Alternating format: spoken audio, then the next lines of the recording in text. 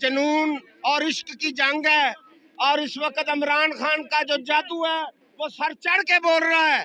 और इंशाअल्लाह ताला मैं आपसे अपनी माँ की दुआओं से, बहनों की दुआओं से, खान साहब मैं आपके साथ इजहार यकजहती करते हुए, इमरान खान के साथ इजहार यकजहती करते हुए, कौम के बेटे बेटियां माँ बहनें यहाँ पे मौजूद हैं। और ये जुनून और इश्क जंग है, ये आखिरी मराहल में दाखिल है। इंशाअल्लाह फतह इमरान खान की होगी, पाकिस्तान की होगी। पाकिस्तान जिंदाबाद, इमरान खान जिंदाबाद।